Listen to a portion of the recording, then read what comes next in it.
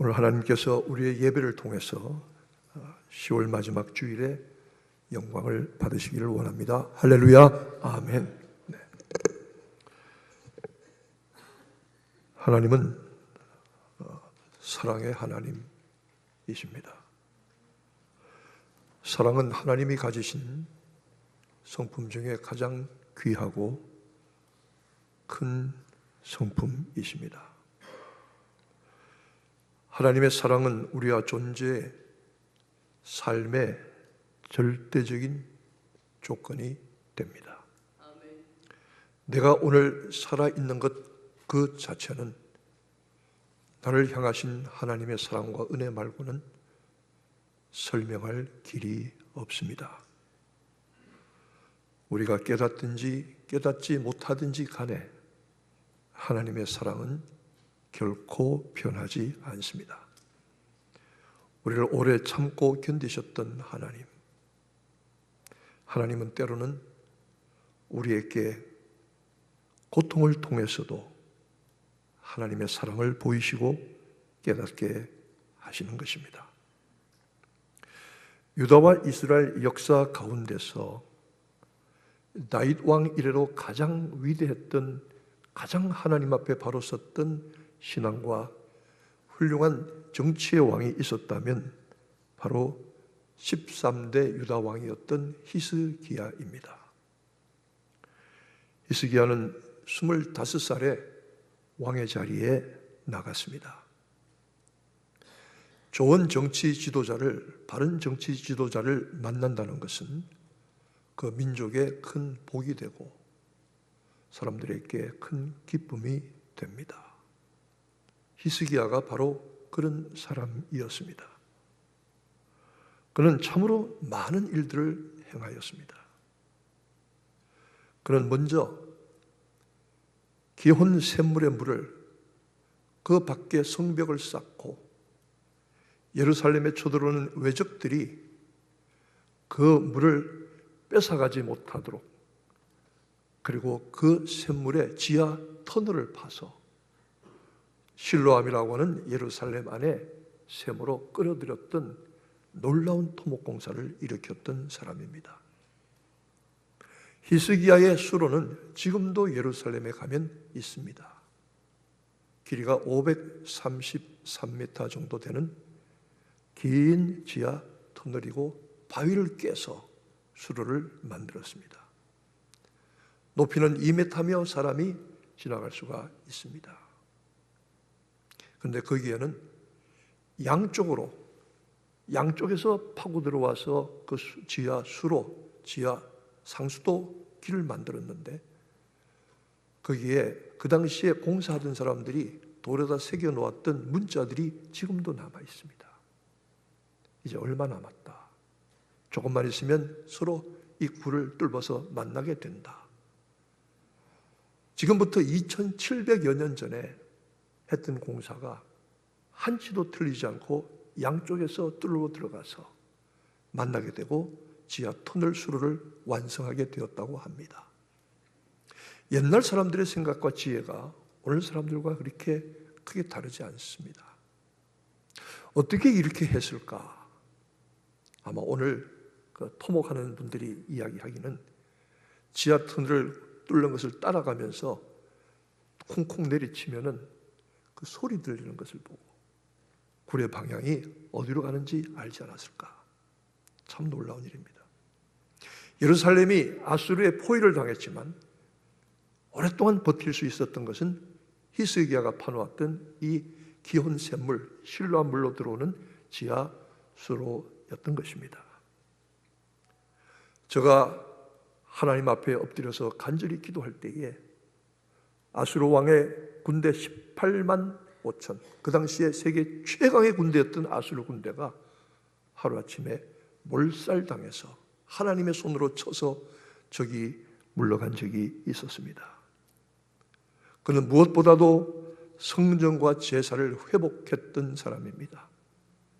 예루살렘의 성전이 다 무너지고 제사장들은 11조가 들어오지 않고 곡물이 들어오지 않으니 성전세가 바쳐지지 않으니 다 자기 집으로 돌아가 버리고 예루살렘 성전에도 우상의 제단이 있고, 그리고 높은 산에는 이방신의 신상과 주상을 세우고 산당을 짓고 백성들이 거기 가서 이를 성신에게 그리고 우상신들에게 절하고 예배하고 제사했던 이 일들을 히스기야는 그 모든 우상과 주상과 신상 산당을 깨어부시고 예루살렘 성전을 회복하고 수리하고, 그리고 유월절과 모든 절기를 온전히 드리고 아침 저녁에 번제를 온전히 드리며 레위인들의 제사장들을 바로 세우고, 그리고 하나님 앞에 드리는 여호와 신앙을 회복했던 왕입니다.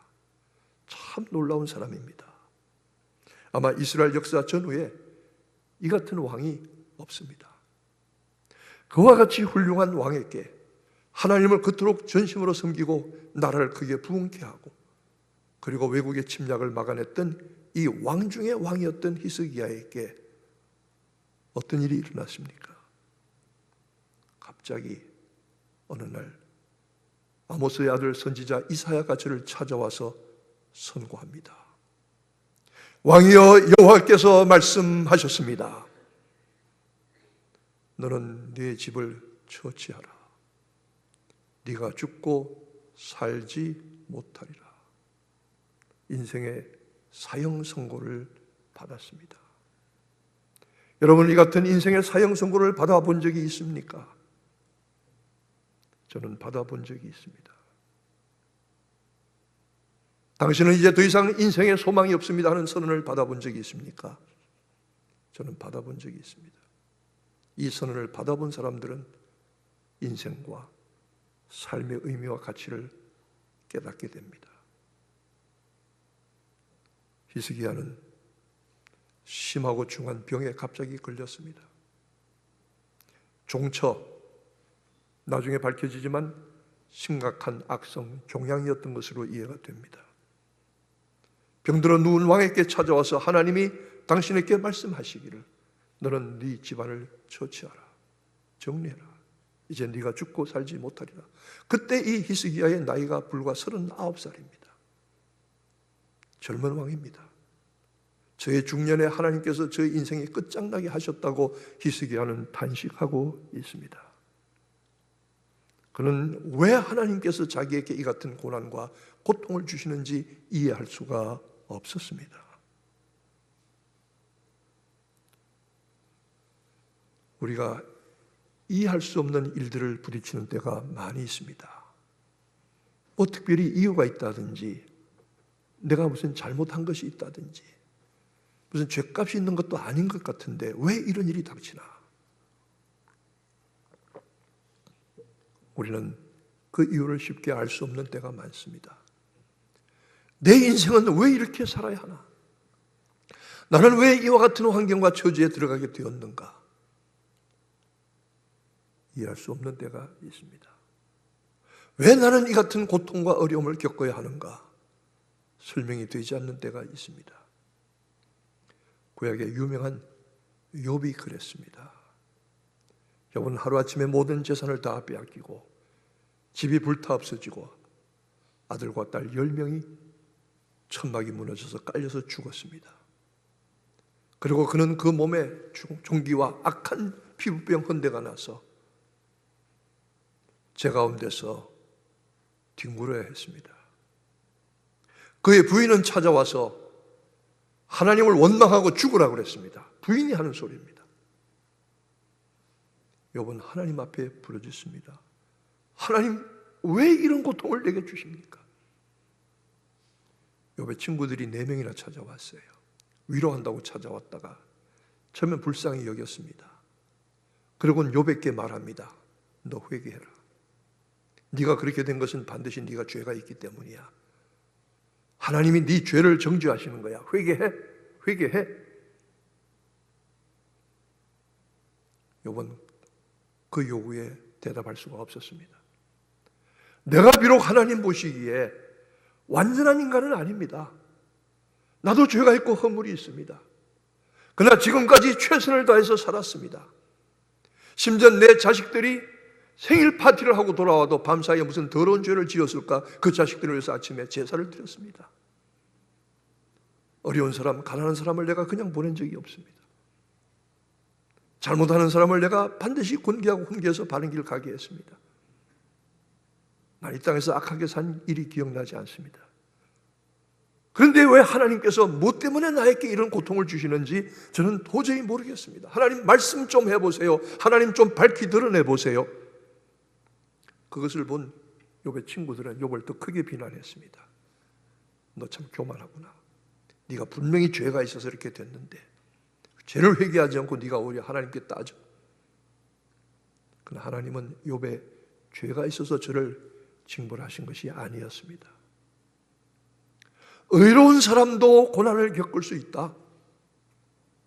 의로운 사람이 겪는 고난 가운데서 하나님의 의가 드러나게 하신다. 하나님이 결국은 그를 버리지 아니하시고 끝까지 붙드신다. 그 사실을 보여주시려고 욥을 사용하셨던 것입니다. 우리 인생이 그렇습니다. 히스기야처럼 참으로 하나님 앞에 바로 서고 나라를 잘 다스리는 왕인데 그가 말할 수 없는 고통을, 죽음의 고통을 겪게 된 것은 사람의 생각으로, 사람의 말로는 도저히 설명할 길이 없었던 것입니다. 그는 깊이 탄식합니다. 하나님, 내가 중년의 세상을 떠나게 되었습니다. 음부의 문으로 들어가게 되었습니다. 이제는 다시 생존 세계의 사람들과 여호와 하나님을 뵙지 못하게 되었습니다. 목자의 장막같이 나를 떠나서 옮겼습니다.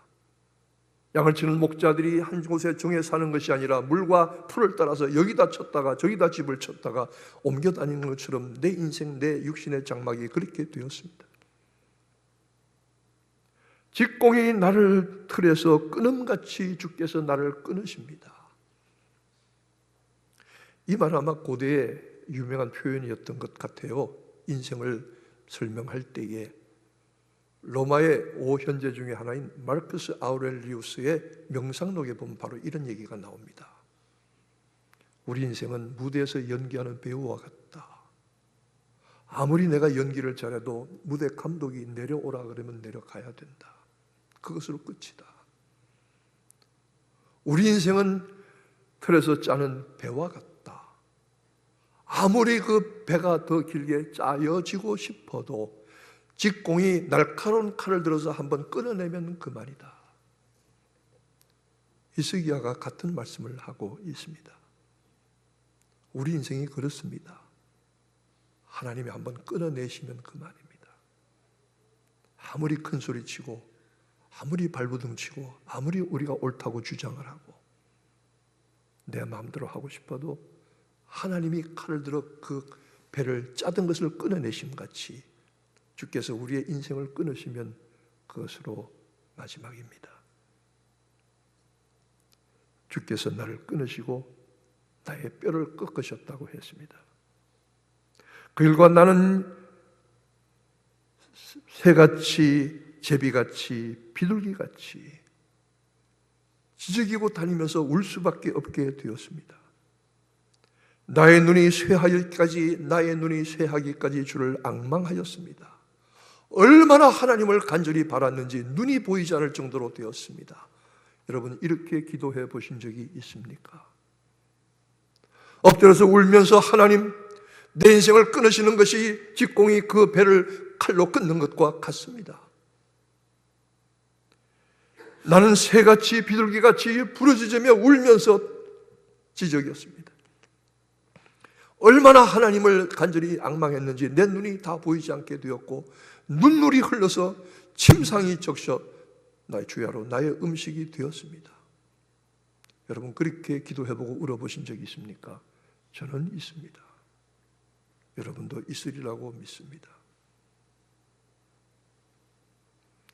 12절과 15절은 이 같은 히스기야의 기가 막힌 탄식에 대해서 기록하고 있습니다. 그러나 히스기야는 여기에 히스기야의 위대한 점이 하나 있습니다. 그는 이사야가 찾아와서 너는 내 집을 처치하라, 네가 죽고 살지 못하리라 말씀할 때에 그는 다른 어떤 방법도 택하지 아니했습니다. 그는 성전에 올라가서 벽을 향해서 두 손을 들고 여호와 하나님을 향하여 부르짖는 기도를 시작했습니다. 벽을 향한다는 것은 무슨 뜻입니까? 세상을 등진다는 뜻입니다. 세상의 어떤 도움과 세상의 어떤 가능성을 찾지 않겠다는 겁니다. 여러분, 그렇게 기도해 보신 적이 있습니까? 저는 있습니다. 여러분도 있으실 것입니다. 오늘 저녁부터 11월 마지막 금요일 저녁까지 한 달여 동안 특별 심야 기도회를 선포합니다. 그동안 말들을 많이 쏟아냈습니다. 사실인 말과 사실이 아닌 말을 뒤죽박죽해서 엄청나게 쏟아내고 악하고 독한 말들을 쏟아냈습니다. 가능하면 침묵을 지키려고 했습니다. 저는 깨달았습니다. 한 달 동안 이 심야 기도에 와서 기도하기를 바랍니다. 기도하지 않으려거든 아무런 말과 일을 하지 않기를 바랍니다. 기도하면 할수록 말이 줄어들 것입니다. 기도하면 할수록 사그라들 것입니다. 말이 많고 악하고 독한 말들을 쏟아내는 것은 기도하지 않았다는 증거입니다. 그래서 침묵을 지키려고 했습니다. 기도하면 할수록 인간의 말이 줄어듭니다. 여전히 말한다는 것은 기도하지 않았다는 것입니다. 정말로 교회를 사랑한다면, 정말로 주님을 사랑한다면, 정말로 목회자를 귀하게 여긴다면, 정말로 성도들을 귀하게 여긴다면 와서 기도하십시오. 저는 이 한 달 동안의 심야 기도에 오시는 분들의 얼굴을 보고 그분들이 어떤 분인 것을 제가 판단할 것입니다. 왜냐하면 제가 이렇게 말했기 때문입니다. 말하기 전에 기도하세요. 악하고 험한 말들을 쏟아내는 것 대신에 먼저 무릎 꿇어 기도하는 모습을 보기를 원합니다. 우리 그렇게 되기를 원합니다. 진정으로 주님을 사랑한 교회와 목회자와 성도를 사랑하는 사람의 자세입니다. 히스기야는 성전에 올라가서 벽을 향해서 울면서 기도했습니다. 내가 전심으로 하나님을 사랑하고 전심으로 하나님의 뜻대로 행하려고 했던 것을 기억하여 주옵소서. 울면서 통곡하면서 기도했습니다. 여러분, 그렇게 기도해 보신 적이 있습니까? 저는 있습니다. 여러분도 있는 줄로 압니다. 그때에 하나님의 말씀이 선지자 이사야에게 왔습니다. 이사야가 히스기야의 왕궁을 벗어나서 예루살렘 성으로 들어갈 때에 예루살렘 성문을 지나기도 전에 하나님 말씀이 다시 왔습니다. 히스기야에게 말씀하십니다. 너는 돌아가서 내 백성의 주권자인 히스기야에게 이렇게 이르라. 내가 네 기도를 들었고 내 많은 눈물을 보았노라. 내가 네 병을 낫게 하겠고 네게 15년의 수환을 더하여 주리라. 그리고 내 나라를 지켜주리라. 하나님의 응답입니다. 하나님의 응답입니다. 히스기야는 그 응답을 받은 후에 한 가지 깨달은 것이 있습니다. 내가 몰랐습니다. 내가 미처 몰랐습니다. 보옵소서, 하나님께서 내게 큰 고통을 더하신 것은 오늘 본문 17절의 말씀입니다. 히스기야의 감사와 신앙의 고백이고 찬양입니다. 내게 평안을 주려 하심이라. 내게 큰 고통을 더하신 것은 내게 평안을 주려 하심이라. 어떻게 이렇게 말할 수 있습니까? 여러분, 이렇게 말할 수 있습니까? 저는 할 수 있습니다. 여러분도 하실 수 있는 줄로 압니다. 주께서 나의 영혼을 사랑하사 멸망의 구덩이에서 건지셨고 나의 모든 죄는 주의 등 뒤에 던지셨나이다. 우리 거룩하지 않습니다. 하나님이 거룩하게 만들어 주셔야 거룩한 겁니다. 내 모든 죄를 하나님의 등 뒤에 던져 주셔야 합니다. 우리는 이 은혜를 힘입어서 하나님 앞에 서는 것입니다. 내게는 아무런 의의가 없습니다. 우리는 하나님의 의를 혼자 독차지한 것처럼 합니다. 아닙니다. 그렇지 않습니다. 두려워하면 할수록, 하나님의 은혜를 깨달으면 깨달을수록 하나님의 의를 말하기가 얼마나 두려운지 모릅니다. 함부로 의를 말할 때는 하나님의 의가 무엇인지 모르기 때문에 함부로 말하는 거 아닐까요?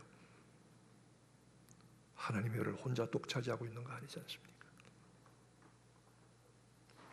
나를, 내 영혼을 사랑하셔서 고통 가운데 던지셨으나 건져주셨고 나의 모든 죄를 주의 등 뒤에 던지셨나이다. 우리는 이 은혜를 힘입는 사람입니다. 우리의 삶이 형통하고 평안하다고 해서 하나님의 사랑을 반드시 깊이 깨닫는 건 아니더라고요. 잘 먹고 잘 살고 형통하고 건강하다고 해서 하나님 앞에 감사가 더하는 것은 아니더라고요. 오히려 교만하더라고요. 하나님의 은혜를 쉽게 생각하더라고요. 그러나 눈물을 뚝뚝 흘리면서 밥을 먹을 때에 이 밥 한 그릇을 주신 하나님의 은혜가 얼마나 감사한지, 오랜 병석에서 일어나서 비틀거리고 걸어가기 시작할 때에 내게 건강을 회복해 주신 하나님의 은혜가 얼마나 큰지, 많은 삶의 고통과 문제 가운데 밤잠 자지 못하다가 아침에 겨우 몸추스려 눈 뜨고 일어날 때에 밝은 햇살이 쏟아져 들어오는 것을 보고 하루를 다시 한번 새롭게 하신 하나님의 은혜가 얼마나 큰지 역설입니다. 건강하게 휘젓고 다니는 사람 건강의 은혜를 깨닫지 못했습니다. 배부르게 자기 원하는 대로 맛있는 것 찾아 먹는 사람 하나님께서 주시는 은혜를 깨닫지 못했습니다. 인생에 아무런 고통이 없는 사람들 하나님의 은혜를 깨닫지 못했습니다. 그러나 은혜는 역설입니다. 하나님의 사랑은 역설입니다. 히스기야는 그것을 깨달은 사람입니다. 오히려 감당할 수 없는 고통과 고난이, 괴로움이 닥쳐올 때에 하나님이 얼마나 나를 사랑하고 계신지를 깨달을 수 있습니다. 좋은 신앙을 가진 사람들의 특징입니다. 하나님의 사랑을 깨닫는 두 가지 경우가 있습니다. 첫째는 감당할 수 없는 인생의 고난과 고통을 겪을 때 하나님의 사랑을 오히려 깨달을 수가 있습니다. 또는 내게 주신 사명과 직분을 진실하게, 성실하게, 겸손하게 감당하려고 힘쓰고 애쓸 때에 하나님의 사랑을 깨달을 수가 있습니다. 하나님이 나를 얼마나 사랑하시는지 깨닫게 되시기를 축원합니다. 여러분의 삶의 고통과 어려움, 인생의 깊은 구덩이 가운데서도 하나님의 은혜는 변하지 않습니다. 하나님의 사랑은 변하지 않습니다. 좋은 신앙, 그것을 깨닫고 감사하는 것입니다. 그 같은 때에 오히려 하나님의 사랑을 깨닫고 감사하는 것입니다. 우리에게 고통을 주시는 것도 하나님의 사랑에 포함된 것을 깨닫게 되시기를 축원합니다. 기도하겠습니다. 오 하나님, 원하지 않는 일들, 감당할 수 없는 일들, 깊고 어두운 구덩이, 인생의 고통과 질병, 사람들 여러 가지 어려운 문제들 임할 때에 우리는 절망하거나 낙심하지 아니하고 오히려 나의 영혼을 평안케 하시며 나를 사랑하시는 하나님의 뜻을 깨닫는 저희들이 다 되게 하여 주옵소서. 우리 주님 예수님의 이름으로 기도하옵나이다.